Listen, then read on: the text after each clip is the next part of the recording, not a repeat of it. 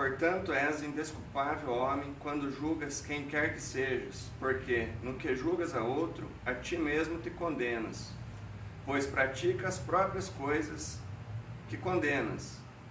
Bem sabemos que o juízo de Deus é segundo a verdade contra os que praticam tais coisas. Tu, homem, que condenas os que praticam tais coisas e fazes as mesmas, pensa que te livrarás do juízo de Deus?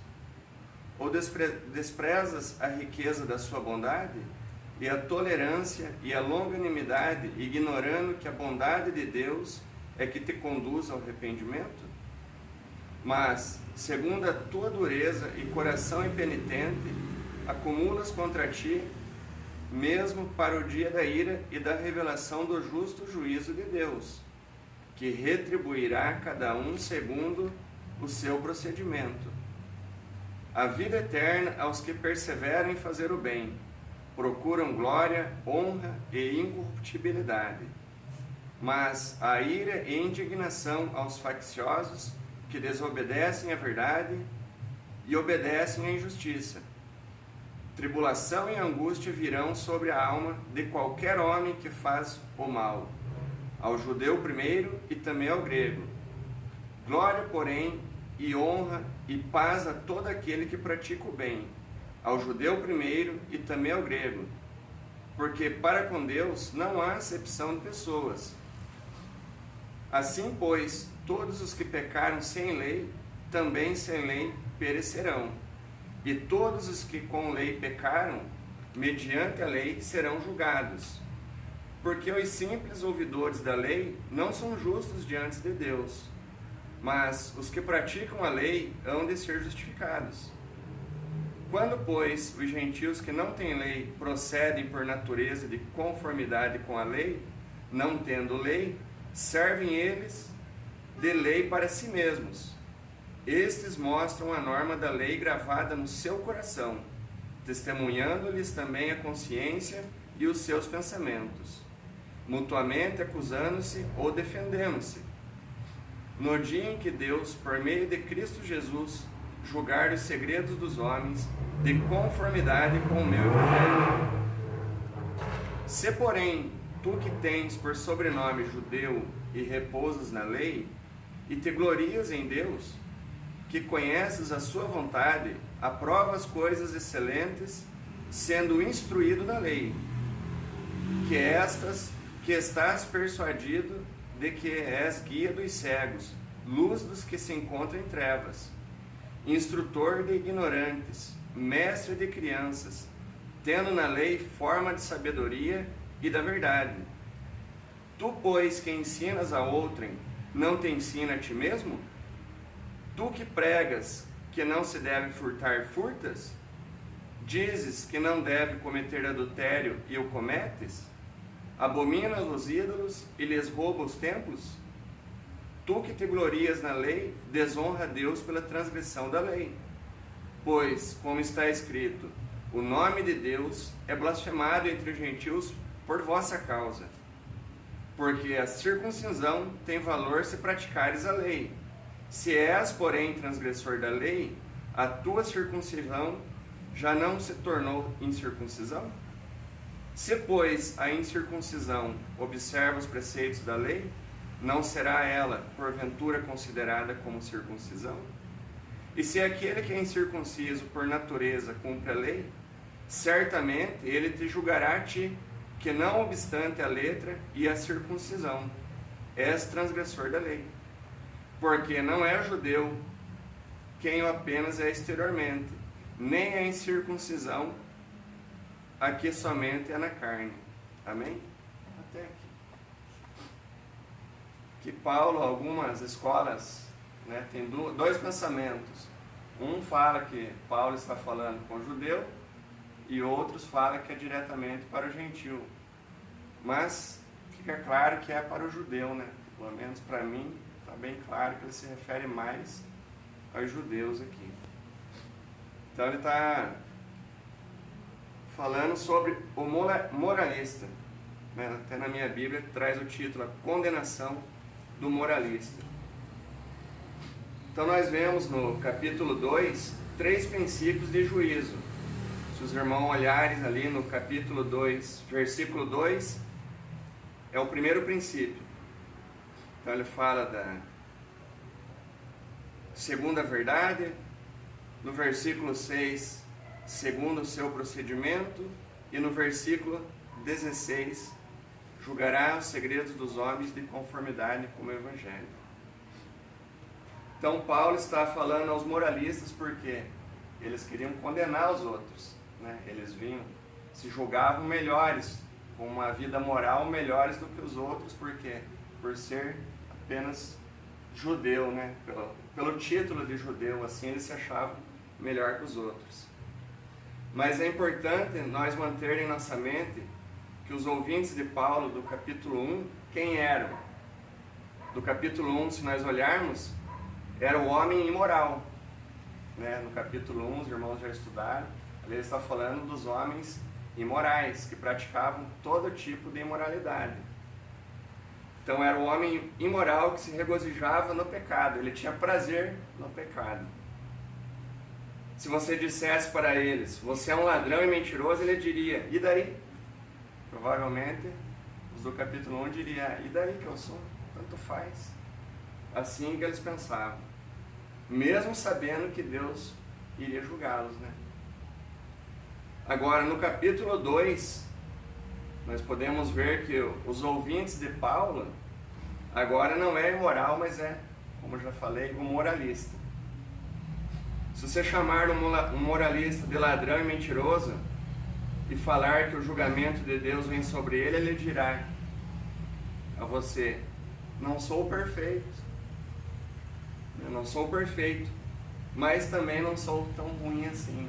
Geralmente é assim que as pessoas dizem, né? Ah, não sou perfeito, e daí? Mas também não sou tão ruim assim, porque ele acha que ele é melhor que os outros. Ele acha que Deus não vai olhar pelas coisas boas que eles têm feito, né? Mas ele sabe que o juízo de Deus virá. E a verdade é, eu conto uma mentirinha, eu conto outra, uma aqui, outra ali, tomo emprestado algumas coisas, mas eu faço coisas boas, até mesmo venho para a igreja, né? Não é assim que muitos se julgam? Não, eu sou moral, eu participo da igreja, eu estou ali todo domingo, toda segunda, toda semana, participo com os irmãos, mas de vez em quando uma mentirinha aqui, outra ali. Na igreja é santo, mas para fora. E isso é um páreo para nós. Difícil. Porque os outros de fora vão ver como a gente se porta. Não é só no domingo. No domingo nós somos super crentes. E o resto da semana? Então é isso que os moralistas dizem, né? Então, quais são os princípios do juízo? O primeiro princípio no versículo 2. Juízo segundo a verdade. O próprio Deus, que é a verdade, ele julga de acordo com a verdade.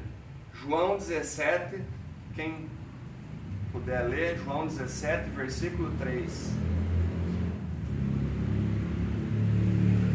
O irmão que achar e leia, ou se estiver de cabeça aí. E a vida eterna é esta, que te conheçam a ti, o único Deus verdadeiro, e a Jesus Cristo, a quem enviaste. Então, o único é verdadeiro é Deus, e a Jesus Cristo a quem enviaste. Então, o juízo de Deus é segundo a verdade, porque o próprio Deus é a verdade, né? Jesus é a verdade. Eu sou o caminho, a verdade e a vida. Também no capítulo 17 nós vamos ver de João, santifica-os na verdade, a tua palavra é a verdade. Agora Tito, capítulo 1, versículo 1 e 2, o irmão que puder ler. Nossa.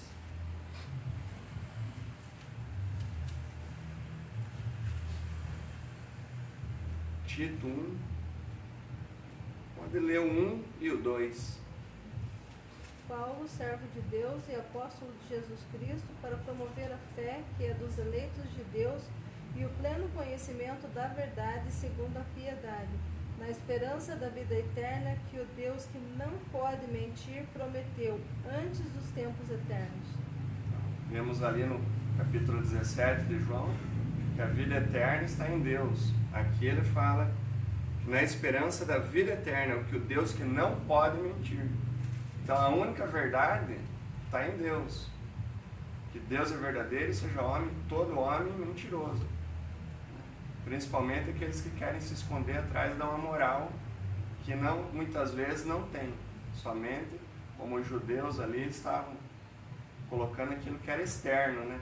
Condenavam os outros, mas o juízo de Deus ninguém passará, porque ele é a verdade.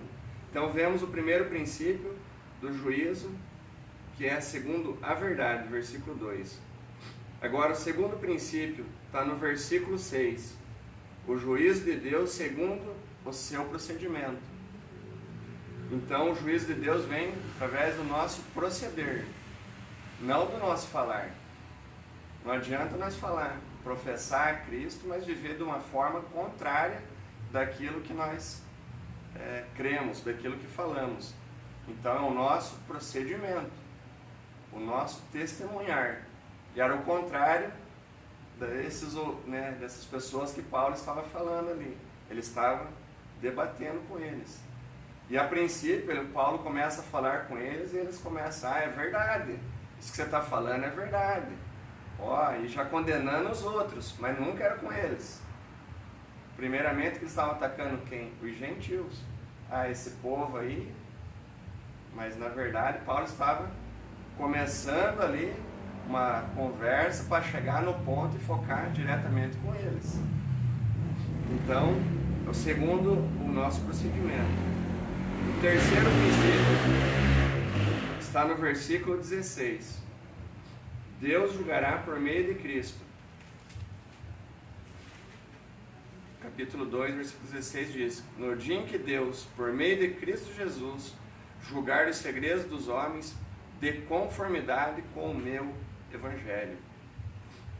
Então, Deus julgará por meio de Cristo os segredos dos homens conforme o Evangelho. E o que é o Evangelho? Então, o Evangelho, para quem, às vezes, para nós passarmos para as pessoas, está lá em 1 Coríntios, capítulo 15, versículo 3. Consegue achar, e Walter? Leia para nós aí. Paulo fala, segundo, em conformidade com o meu Evangelho. O que é o Evangelho? Está lá em Coríntios, 1 Coríntios, capítulo 15, dos versos 3 até o 8, não, mas eu acho que logo no começo, o 3 e o 4, né? 15, pode ler o 3 e o 4, Walter. Antes de tudo vos entreguei e também recebi, que Cristo morreu pelos nossos pecados, segundo as Escrituras, que foi sepultado e ressuscitado ao terceiro dia, segundo as Escrituras. Então, segundo as Escrituras. A palavra está ali. Então, a definição do Evangelho, creio que a melhor definição está aqui. Segundo as Escrituras, que Cristo morreu pelos nossos pecados, segundo as Escrituras, e que foi sepultado e ressuscitou no terceiro dia, segundo as Escrituras. E depois apareceu aos 12, depois visto por mais de 500. Então, o judeu não acreditava. Ele achava que somente pela lei, pela moral deles, eles tinham... já eram salvos, né? Então eles eram o povo escolhido por ser descendente de Abraão. Eles se diziam o povo escolhido. Então nós definimos o Evangelho que Paulo fala no versículo 16, segundo as Escrituras. Agora, versículo 6 do capítulo 2, que retribuirá a cada um segundo o seu procedimento. Paulo está mostrando ali para os judeus uma controvérsia deles mesmos. E eles mesmos caíram em controvérsia. Pois Paulo, ele cita as Escrituras que eles tanto cegavam. Acabamos de ler que o Evangelho é segundo as Escrituras. E eles se apoiavam na lei, segundo as Escrituras. Então, tudo para eles, se você falar com um judeu, você vai falar onde que está escrito. Ele vai provar para você. Porque eles são dedicados na palavra de Deus. Só que ali há uma controvérsia. eles se gabam, e Deus julgará cada homem justamente à maneira da Bíblia, como diz, segundo os seus feitos. Não é isso que diz ali o texto? Que retribuirá cada um segundo o seu procedimento. Agora, Paulo está falando, no versículo 6, de uma citação de Salmos. Salmos 62, versículo 12, e Provérbios 24, 12 também. Pode ler, Sérgio, para nós, Salmo 62, versículo 2, só para nós ver a referência que Paulo cita no versículo 6 aqui.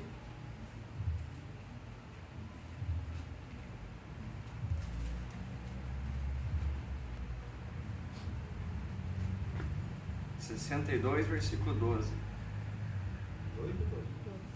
62, versículo 12. E a ti, Senhor, pertence a glória, pois a cada um retribuis segundo as suas obras. Então, se nós olharmos, é a mesma coisa que Paulo está falando. Vocês não estão se gabando, então estou usando a própria palavra que vocês condenam os outros. Aí Provérbios 24, versículo 12. Se puder ler, José, para nós. 24, 12. Se disseres, não o soubemos, não perceberá aquele que pesa as porções? Não o saberá aquele que atenta para a tua alma? E não pagará ele ao homem segundo as suas... E não julgará ele ao homem segundo as suas obras. Viu? Então, como vamos dizer, se não soubermos, não perceberá aquele que pesa o coração? Será que Deus não conhecia esses moralistas? Era isso que Paulo estava mostrando para eles. Então Paulo estava falando, vocês estão se gabando, mas a Escritura diz. Lê agora. Então ficou mais que provado para eles que a palavra. Mas mesmo assim eles continuavam exigindo do outro aquilo que eles mesmos não faziam. Daí no versículo 5 e 6, ali ele está falando, né, que haverá um ajuste de contas, um eterno julgamento de Deus. Então Deus retribuirá cada um segundo o seu procedimento. Então ele já fala no versículo 5 e no 6. Agora no 7. A vida eterna aos que perseverando em fazer o bem procuram glória, honra e incorruptibilidade.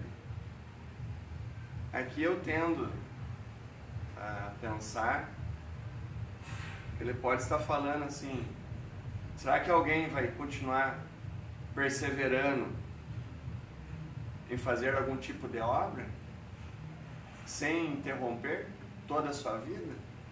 Pode ser que o texto esteja dizendo isso ali, né? Quem continuar?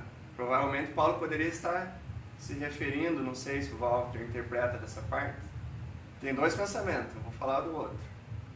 Mas aqui é uma vida, Paulo, como está rebatendo eles, Paulo está falando, será que alguém de vocês, ali diz, a vida eterna aos que perseverando em fazer o bem procuram glória. Provavelmente alguém que continua querendo fazer obra está procurando glória para si mesmo, ou se vangloriar. Procura honra e incorruptibilidade. Ora, será que nós conseguimos, através de obras, nos mantermos sem pecar em todo o tempo? Provavelmente que não, né? Então eu penso assim, Paulo poderia estar falando desta forma, mas o texto está claro, a vida eterna aos que perseverando em fazer o bem procuram glória e incorruptibilidade. Então, será que alguém consegue trabalhar assim, sem perseverando o tempo todo? É óbvio que não. Ninguém consegue alcançar glória por obras, mas devemos perseverar em boas obras. É isso que o texto está falando. Podemos olhar igual nessa primeira parte que eu coloquei, mas o texto está falando que devemos perseverar em boas obras, como diz lá em Efésios 2:10. Efésios 2:10 diz que nós devemos o quê? Fomos eleitos para as boas obras. O 8 é: pela graça sois salvos, mediante a fé. Isto não vem de vós, é dom de Deus. Não vem de obras, para que ninguém se glorie. Pois somos feituras suas, criadas em Cristo Jesus, agora para o quê? Boas obras. Então, devemos fazer boas obras não para ser salvos, mas porque já fomos salvos. É isso que Paulo está falando. Também que representa uma recompensa desta vida presente para a futura. Para a futura, para algo glorioso. Então, nós continuamos Representa uma vida de glória. de glória, perseverante. Então, você chegará à honra, né? Ele diz ali, vida eterna aos que perseverando em fazer o bem, glória e honra. Então, uma vida que seremos incorruptível, não é isso, Walter? Então, é uma vida futura. Porque para o crente ele sabe que obras não salvam. Não salva. E é o que ele está explicando para os judeus. Mas nós podemos pegar, mas muitas vezes, esses dias eu falei com o presbítero. Eu falei, irmão, tem certeza da salvação? Se nós continuar trabalhando aí, eu falei, mas um presbítero da igreja? Você vai ficar cansado. Você entendeu? Vai passar a vida inteira perseverando e não vai, provavelmente não vai alcançar. Se ele não entendeu, né, Walter? Você não entendeu e se a vida dele não é transformada. Não é transformada. Então eu fiquei pensando, meu Deus, um presbítero tem algo que me deixou preocupado. Uma igreja grande, a maior do Brasil, e o segundo que me fala isso. Não, se eu continuar, então peraí, Paulo já está. Isso é algo futuro, algo que será quando nós estivermos na incorruptibilidade, não nesse corpo corruptível, né? Mas é algo que esperamos. Então praticamos as boas obras e isso será lá para frente distribuído para nós. Porque é evidência de que somos salvos, né? É uma evidência. Se não tiver boas obras, é óbvio que tem algo de errado. Não é verdade? Devemos fazer boas obras, mudar. O que é boas obras? É o nosso falar, é o nosso agir, é o nosso servir. É interessante saber que lá no Efésios, no versículo 10, as obras são preparadas para quem? Para os servos, para os crentes.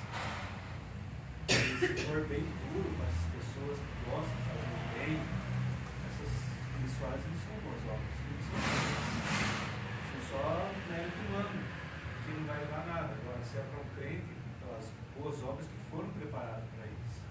É para isso. Porque tem uma vida transformada. Então Nós é algo, podemos evidenciar. é algo que mudou, né? Algo que já foi. Então, se não acontece nada, que transformação que houve, né? Tem que ter as boas obras são porque eu sou salvo, não para ser salvo. Não para ser salvo.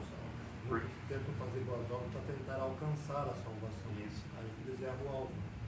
Mas o cristão tem que fazer boas obras não para ser, mas porque ele já é. O amor de Deus o constrange a fazer isso.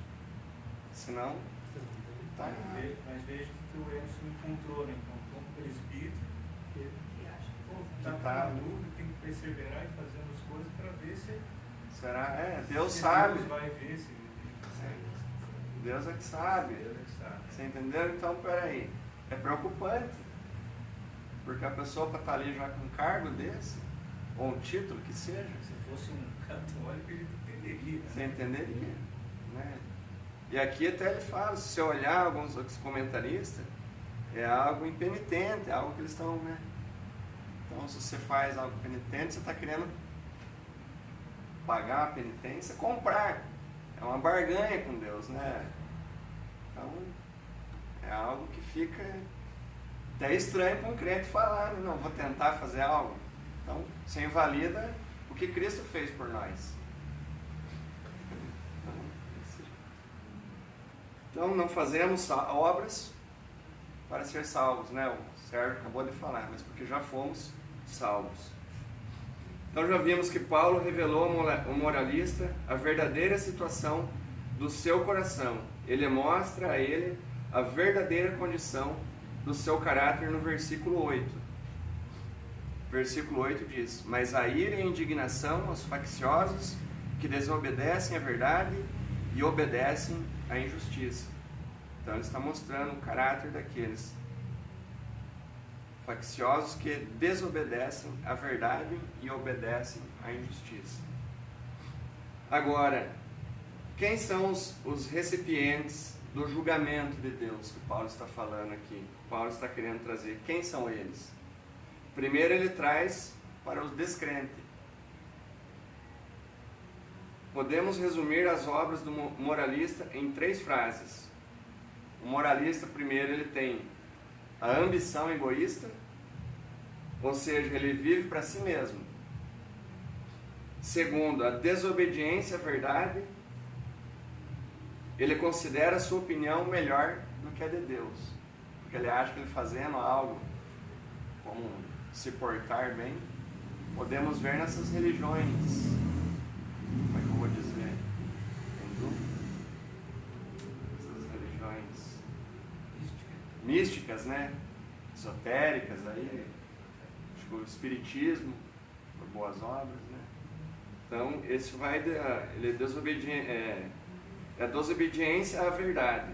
Ele se considera a opinião melhor que a opinião de Deus, porque ele fazendo isso, ele acha que ele fazendo aqueles mantras, sei, aquelas coisas, rituais, né?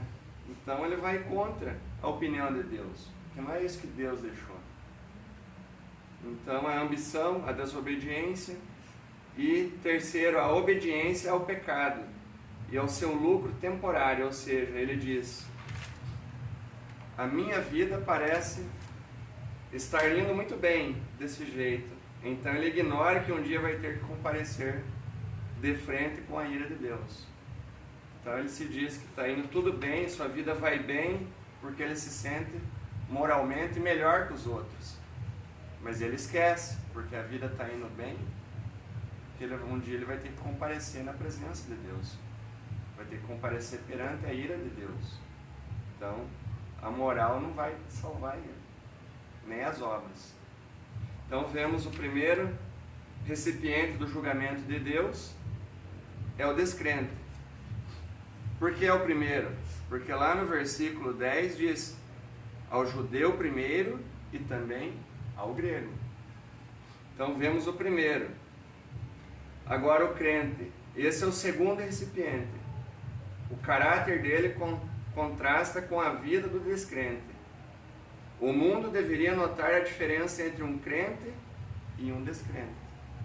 Então nós temos que ter essa visão. Quando alguém olhar para nós, tem que ver algo de diferente em nós. É o que o Walter falou, se não há uma transformação, tanto no nosso falar como no nosso proceder, o mundo, o que ele vai pensar? Se isso é ser um crente, eu não quero. Tanto é que o judeu ele veio para isso. O povo escolhido não é porque ele é só para ser um povo separado, isolado, mas era para ser um povo que era para ser luz para os outros. Se nós olharmos aqui no capítulo 2, lá no versículo 24, diz assim: como está escrito, o nome de Deus é blasfemado entre os gentios por vossa causa. Então eles eram para ser um exemplo, eram para ser luz. Então precisamos ver a diferença, né? Os de fora não vai ver, não vai se basear naquilo que nós cremos. Ah, eu creio na Bíblia aqui e tal. Não.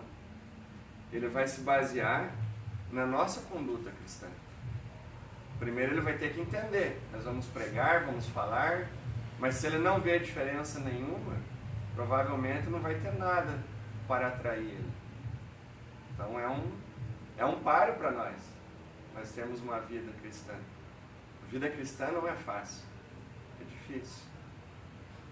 Né? Os incrédulos não querem saber do que nós cremos. Eles querem saber o que vivemos. Ele ouve os nossos valores e os valores que são transmitidos para ele. Muitas vezes você vê uma pessoa que nem conhece a Bíblia, mas é um homem piedoso, uma família piedosa, uma família amorosa, e nunca ouviu falar da Bíblia. Então esse se torna mais difícil você, né, se colocar do lado dele e ter um testemunho perante essas pessoas.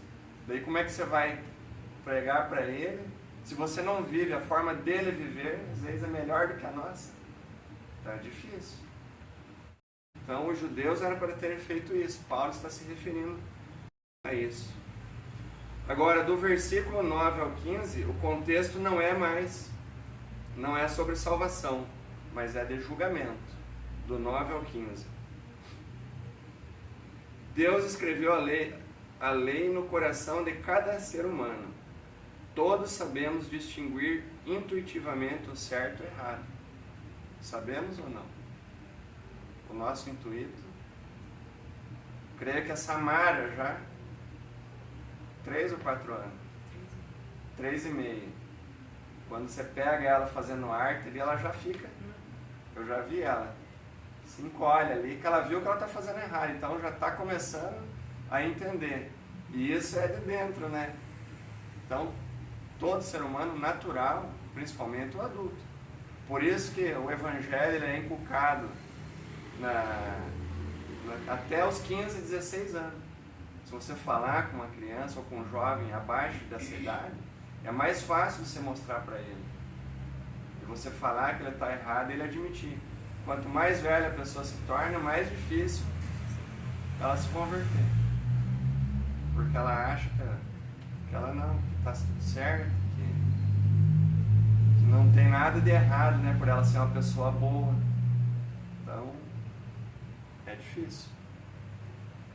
Então, ali ele está falando não é mais sobre salvação, mas julgamento.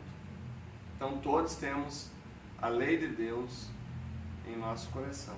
Independente da etnia, da nação, da onde mora, todos conhecem. Pode ser o chinês, o africano, o japonês, o alemão. Eles sabem o que é certo e o que é errado, como nós. Então, no versículo 9 ele diz: tribulação e angústia virão sobre a alma de qualquer homem. De qualquer homem que faz o mal. Do judeu primeiro e também ao grego. Por que ele coloca o judeu primeiro? O judeu se acha. Porque ele tinha primeiramente o quê? Conhecimento, povo escolhido, né, Sérgio? Se achava. Então ele tinha conhecimento da lei. Então primeiro o julgamento para ele, depois o grego ou o gentil. Aí no versículo 10 ele fala da glória, honra e paz a todo o que pratica o bem. Então sempre ele está fazendo um contraste. Ó, se você fizer o mal, ó, se você fizer o bem, é assim que procede. Versículo 11.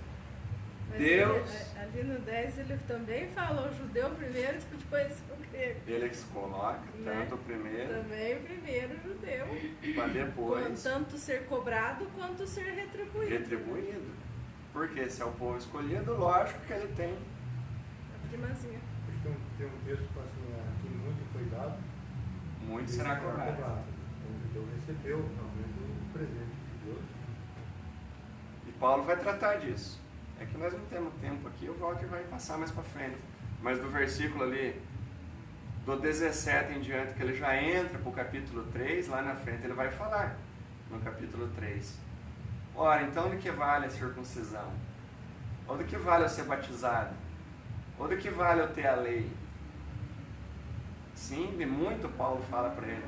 Tem muito valor, porque você é privilegiado, Deus escolheu você, não a mim. Vamos dizer assim, vocês são escolhidos.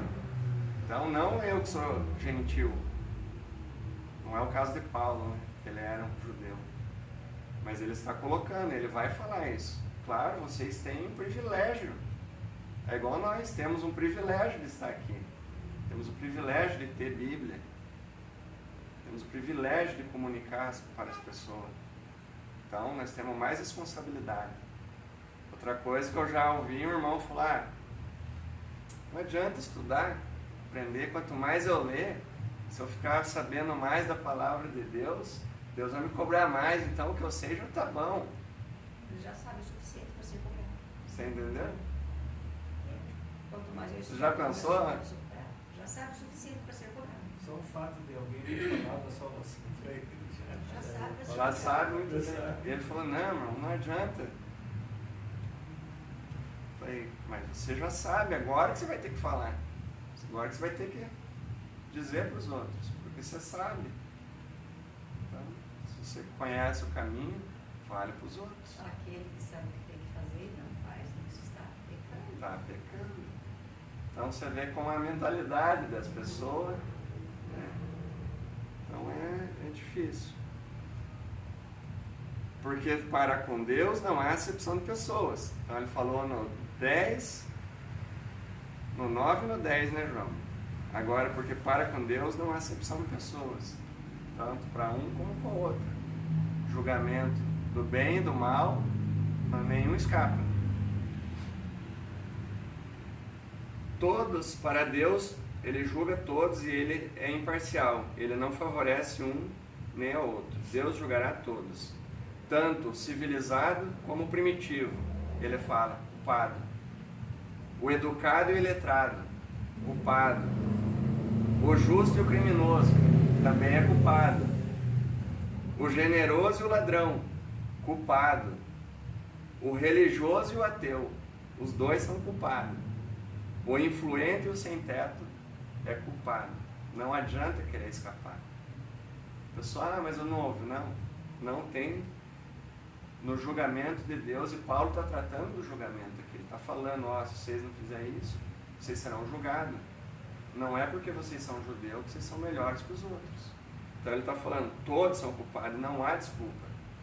No capítulo 1, vocês já leram, são indesculpáveis. O homem, todos, não adianta se querer se desculpar. Então todos terão que passar perante o tribunal, seja o Bema ou do trono branco. No 12, no 13 e no 14, ele está falando no tribunal, né? No 12 ele fala, assim pois, todos os que pecaram sem lei perecerão. E todos os que com lei pecaram, mediante a lei, serão julgados. É o caso desse irmão que eu falei. Conhece, será julgado pelo conhecimento. Fala, mas eu conhecia pouco, mas conheci. Será julgado. O mesmo caso deles. E os que sem lei pecaram, sem a lei, serão julgados também. Da mesma maneira. Porque os simples ouvidores da lei não são justos diante de Deus, mas os que praticam a lei hão de ser justificados. Mas serão justificados só por praticarem a lei? Provavelmente não. 3, 21, 22 vai falar, né? 24, sendo justificados gratuitamente da sua graça, pela redenção de Cristo, não por ser judeu. No 14, quando, pois, os gentios que não têm lei procedem por natureza de conformidade com a lei, não tendo a lei, eles servem de lei para si mesmos. Também não tem, porque eles praticam sabendo que é certo e que é errado. Nós já falamos aqui. Estes mostram a norma da lei gravada no coração, testemunhando-lhes também a consciência e os seus pensamentos, mutuamente acusando-se ou defendendo-se. Então, de uma forma ou de outra, eles conhecem. Então, passarão pelo tribunal. Os cristãos vão passar pelo qual tribunal? O tribunal de Cristo. 2 Coríntios 5:10. Ali para a distribuição dos galardões. Já pelas boas obras, né? Depois de ser um cristão, o que você fez? Como tem sido a tua perseverança? Que volta lá para o 7, né, Walter? Será honrado? Será glorificado? Né? Terá honra? E os ímpios serão julgados no tribunal do trono branco, que está lá em Apocalipse 20:11. E aquele que chegar lá, sinto muito em dizer, esse não tem mais chance.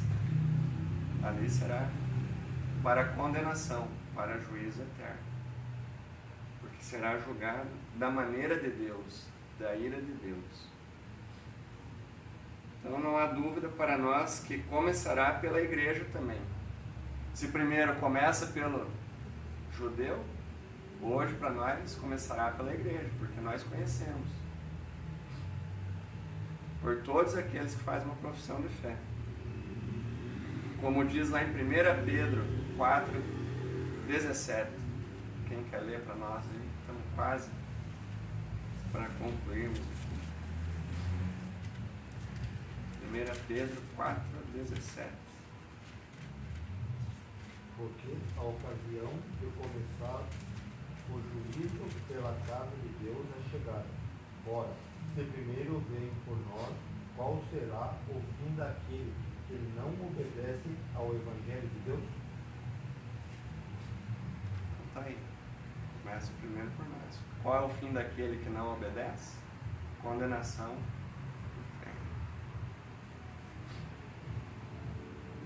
Hebreus 4:13. Voltamos um pouquinho para trás de Pedro, hein? Que diz lá no versículo 13 de Hebreus 4. E não há criatura que não seja manifesta na sua presença. Pelo contrário, todas as coisas estão descobertas e patentes aos olhos daquele a quem temos de prestar contas. Então um dia teremos que estar na presença do Senhor. Não há nada que fuja da presença de Deus. Todas as coisas são descobertas. Aí que entra o nosso advogado. Sem advogado não Você aparece não na presença consegue. do juiz. Não chega lá. Então, quando pecamos, temos um advogado para contar. Então, e essa é a maravilha da palavra de Deus. Que temos, né, alguém que intercede por nós. Hebreus 7:25 diz que ele vive a interceder por nós. Então, todas as criaturas terão que se manifestar na presença de Deus. Então, o justo juízo de Deus é íntegro. Vemos do capítulo 2, versículos 5 ao 11. O justo juízo de Deus será imparcial. Do 12 ao 16. Romanos 10, 5 diz que não adianta somente ouvir sobre a lei. A lei não justifica ninguém diante de Deus. Romanos 10 diz assim ali, 10, 5. Ora, Moisés escreveu que o homem que praticar a justiça decorrente da lei viverá por ela. Mas, daí no 6, a justiça decorrente da fé diz: não perguntes em teu coração quem subirá ao céu. Então quer dizer que não adianta agora viver mais pela lei, porque a lei não vai salvar. Tiago 1:22, sabe de cor? Pode falar em voz alta aí para nós. Vamos lá, 1:22 ou 25.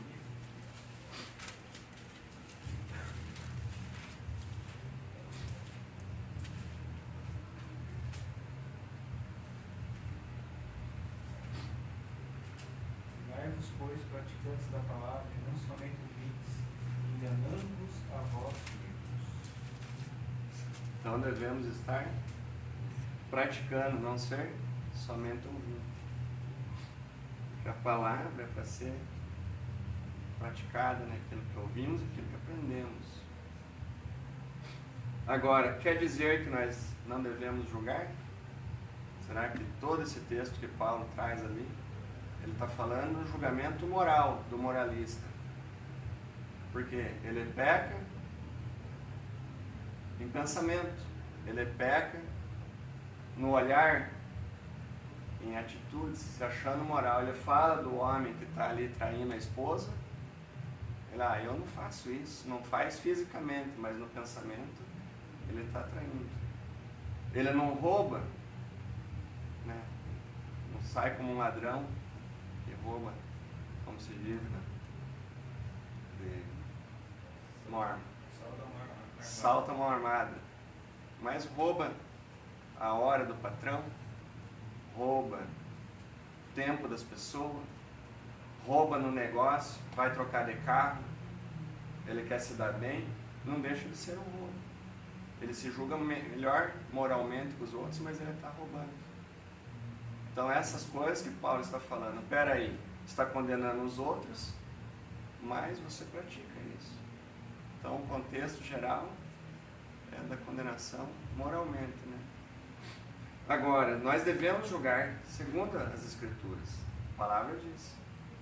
Em João 4:1 diz que devemos julgar, 1 João 4:1 diz, devemos julgar todos os espíritos, se esses espíritos são de Deus. Malaquias 3:18 diz que a diferença entre o justo e o ímpio. A palavra também julga. João 12:47 diz que a própria palavra é quem julga. Então, em João 12:47, 50, ali o próprio Senhor está falando. A própria palavra julgará. A palavra deles que eles tinham era sobre a lei, sobre a mesma coisa que Paulo está falando. Quem julga é a própria palavra. Então, há alguns julgamentos que devemos fazer segundo a palavra de Deus.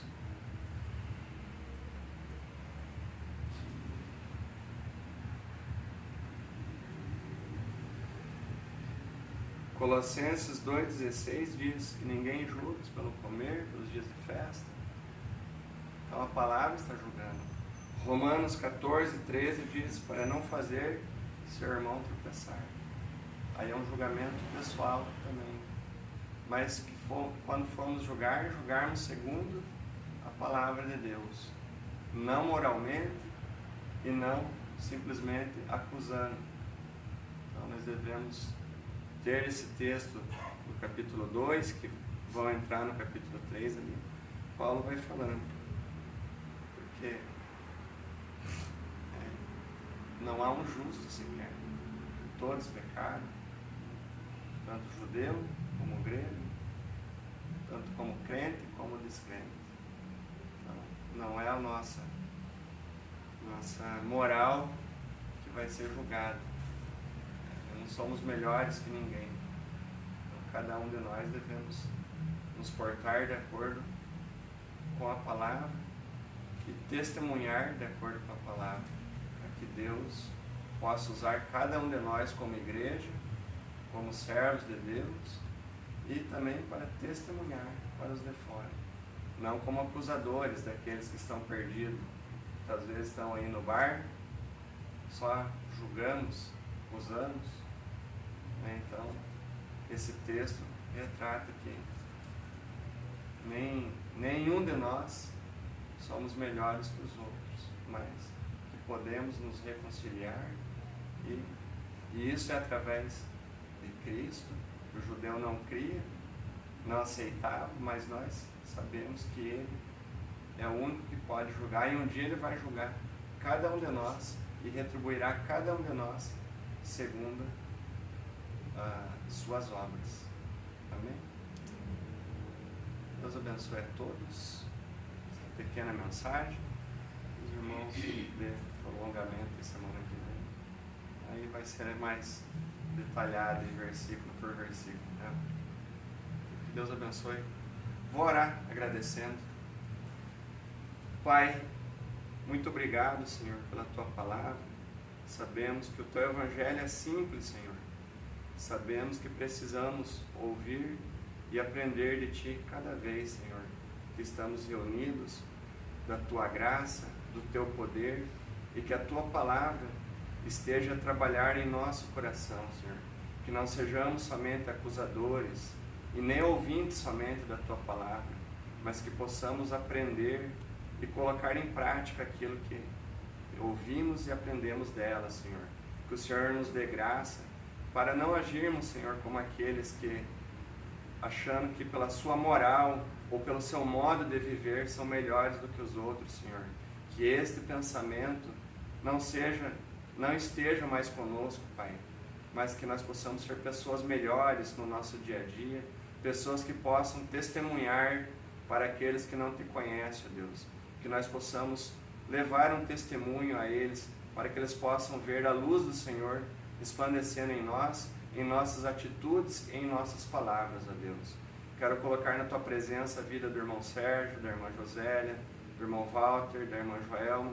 Agradecer, Senhor, por o Senhor ter me dado graça aqui neste momento. E colocando já também, Senhor, na Tua presença a vida de cada irmão que não pôde estar aqui, mas que o Senhor esteja ali com eles, dando entendimento e discernimento para eles. Também força, sabemos que há irmãos que estão com problemas de saúde, problemas que podem estar dificultando, Senhor, deles estar aqui conosco. Também aqueles que estão fracos, enfermos na fé, que o Senhor esteja a consolá-los e esteja com eles em todo o dia, Pai. Agradeço por mais este dia e que agora o Senhor nos conduza até nossos lares para que possamos ter uma noite segundo a Tua vontade e continuarmos trabalhando para o Senhor no decorrer da nossa semana e que possamos testemunhar aonde quer que estejamos do Teu santo e puro Evangelho, Pai. Te agradeço em nome do Teu Filho amado que vive e reina para todo sempre. Amém.